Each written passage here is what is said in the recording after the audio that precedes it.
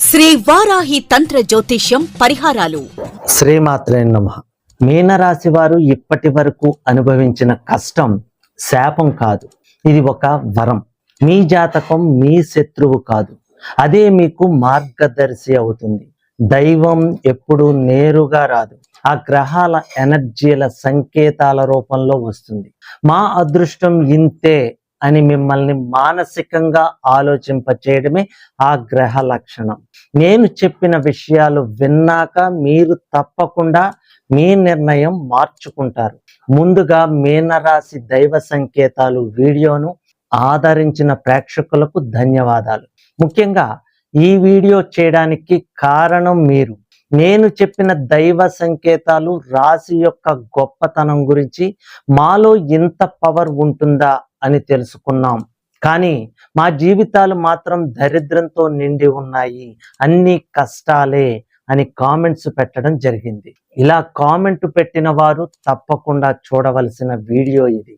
మీరు దైవ సంకేతాలు ఎక్కడ మిస్ అవుతున్నారో తెలుస్తుంది కనుక స్కిప్ చేయకుండా పూర్తి వీడియో చూడండి.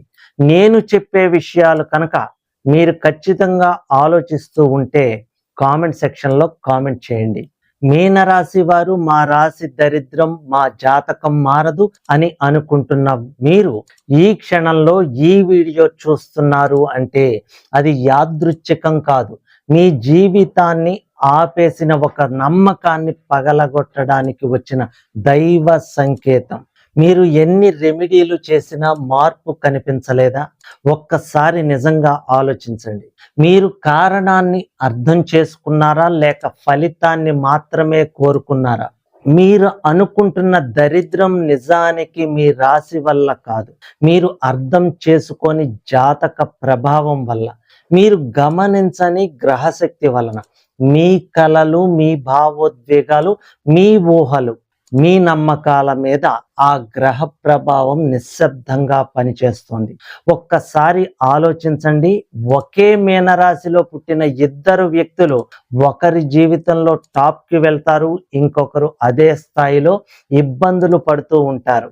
ఈ తేడా అదృష్టమో దురదృష్టమో కాదు, ఇది వీరి గ్రహ ప్రభావం. వీరి మీద ఎలాంటి ఎనర్జీని ఇస్తోంది అనే అంశం మీద ఆధారపడి ఉంటుంది. మీనరాశిలో రెండు రకాల వ్యక్తులు ఉంటారు. ఒకరు జాతకం బలంగా ఉన్నవారు, ఇంకొకరు గ్రహదోషం ఎక్కువగా ఉన్నవారు. గ్రహదోషం అంటే కొన్ని గ్రహాల కలయిక వలన మీ జాతకంలో నాగదోషం, గురుదోషం, విష్ణు శాపం, స్త్రీ శాపం, మాతృపితృ దోషాలుగా అనేక దోషాలు ఏర్పడతాయి. ఆ కర్మలే ఈ గ్రహాలు అమలు చేస్తాయి. కనుక మీ జాతకంలో గ్రహ ప్రభావం బలంగా ఉన్న మీనరాశి వారు వాళ్ళు కూడా భావోద్వేగంగా ఉంటారు. వాళ్ళు కూడా కలల ప్రపంచంలో జీవిస్తారు, కానీ ఆ కలలను నిజంగా మార్చుకుంటారు. ఆ భావోద్వేగాన్ని శక్తిగా మార్చుకుంటారు. వాళ్ళు ఒక్కసారి ఫోకస్ పెడితే వాళ్ళను ఆపడం అసాధ్యం అనిపించేలా ఉంటారు. వీళ్ళు పడిపోయినా వెంటనే లేచి మళ్ళీ పోరాడతారు. ఒక దశలో వాళ్ళే అంటారు, నేను అనుకున్నది సాధించాను అని. అది వారి ఆత్మవిశ్వాసం మీద, అంతర్గత శక్తి మీద ఆధారపడి ఉంటుంది. ఆ ఎనర్జీయే వారి అదృష్టంగా మారుతుంది. కానీ జాతకంలో ఆ గ్రహం బలహీనంగా ఉన్న మీనరాశి వారు వాళ్ళల్లో కూడా అదే కలలు ఉంటాయి, కానీ వాటిని నిజం చేయలేరు. వాళ్ళు స్టార్ట్ చేస్తారు, కానీ మధ్యలోనే ఆపేస్తారు. వాళ్ళు ఎక్కువగా ఊహల్లోనే జీవిస్తారు, కానీ రియాలిటీలో ఆచరణ ఉండదు. అవకాశాలు వస్తాయి, కానీ భయం, సందేహం వల్ల చేజారిపోతాయి. వాళ్ళ మనసులోనూ ఎప్పుడూ ఒకే మాట, ఇంకొంచెం ధైర్యం చేసి ఉంటే బాగుండేది అని. ఇది గురు కేతు గ్రహ ప్రభావం సరిగా పని చేయకపోవడం. ఇది మీనరాశి వారికి దరిద్రంగా మారుతుంది. కానీ అసలు సమస్య ఇక్కడే మొదలవుతుంది. మీరు ముందే నిర్ణయం తీసుకుంటారు, మేము ఎన్ని పూజలు చేసినా మా జీవితం మారదు, మా అదృష్టం ఇంతే అని మిమ్మల్ని మానసికంగా ఇలా ఆలోచింపచేయడమే ఆ గ్రహ లక్షణం. ఈ విధంగా పూర్వజన్మ సుకృత కర్మ అనుభవించేలా చేస్తాయి. కాదు కాదు అమలు చేస్తాయి. గమనించండి, సమస్య రాశిలో లేదు, సమస్య మీకు తెలియని గ్రహ ప్రభావంలో ఉంది. మీరు అనుభవిస్తున్నది దురదృష్టం కాదు, అది ఒక సంకేతం.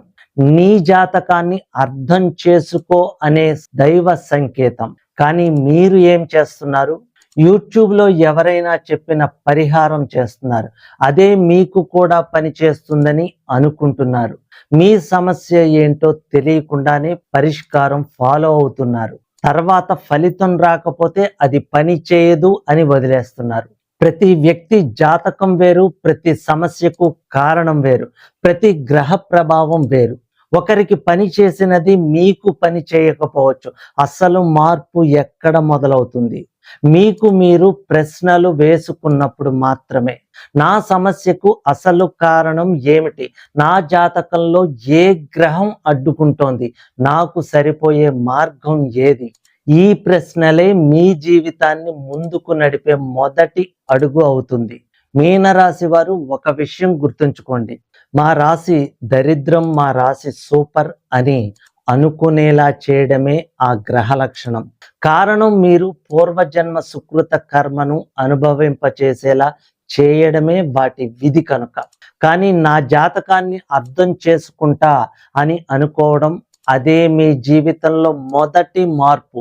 మీరు ఇప్పటి వరకు ఆగిపోయిన చోటే మళ్ళీ స్టార్ట్ అవ్వాలంటే ఊహలతో కాదు, క్లారిటీతో ముందుకు రావాలి. మీరు నిజంగా మారాలి అనుకుంటే మీ సమస్యను సీరియస్గా తీసుకోండి, మీ జాతకాన్ని అర్థం చేసుకోండి, మీకు సరిపోయే మార్గాన్ని ఎంచుకోండి. చివరిగా ఒక మాట, మీనరాశి వారు ఇప్పటి వరకు అనుభవించిన కష్టం శాపం కాదు, అది ఒక దైవ సంకేతం. ఇప్పుడు మారే టైం వచ్చింది అనే సంకేతం. గుర్తుంచుకోండి, దైవం ఎప్పుడు నేరుగా రాదు, ఆ గ్రహ ఎనర్జీ సంకేతాల రూపంలో వస్తుంది. ఆ సంకేతాన్ని మీరు ఇప్పుడు చూస్తున్నారు. ఈసారి దాన్ని మిస్ అవ్వకండి, ఎందుకంటే మీ జీవితంలో కొత్త అధ్యాయం ప్రారంభమయ్యే సమయం ఇదే. ఈ వీడియో కనుక మీకు నచ్చినట్లయితే లైక్ చేయండి, 10 మంది బంధుమిత్రులకు షేర్ చేయండి. ఇది వారికి ఒక దైవ సంకేతం కావచ్చు. సర్వేజన సుఖినో భవంతు. శ్రీ వారాహి తంత్ర జ్యోతిష్యం పరిహారాలు. మనిషి జీవితం కాలానికి అధీనమై ఉంటుంది. కాలం వ్యతిరేకమైనప్పుడు మనిషి అనేక రకాల సమస్యలను ఎదుర్కోవలసి వస్తుంది. జీవితంలో అభివృద్ధి లేకపోవడం, వివాహం కాకపోవడం, వృత్తి వ్యాపారాల్లో ఇబ్బందులు, దాంపత్య సంతాన సమస్యలతో తల్లడిల్లుతున్న వారు, గ్రహపీడ, దుష్ట ప్రయోగాల వలన ఇబ్బందులు, ఎంత కష్టపడినా చేపల చెరువులు కలిసి రాకపోవటం, నరదిష్టి వంటి అమానుష శక్తులచే పీడింపబడినప్పుడు మీ జాతక చక్రంలోని గ్రహస్థితులను అనుసరించి ప్రస్తుతం మీరు ఎదుర్కొంటున్న వివిధ సమస్యలకు అవసరమైన తంత్ర పరిహారాలు చూపగలరు. శ్రీ వారాహి అమ్మవారి ఆశీస్సులతో వాక్సిద్ధి, మంత్రసిద్ధి, దైవసిద్ధి పొంది తంత్ర జ్యోతిష్యం ద్వారా ఎంతో మందికి పరిష్కారం చూపిస్తున్న తంత్ర జ్యోతిష్య నిపుణులు పాలంకి సుబ్రహ్మణ్య శర్మ గారిని సంప్రదించారు.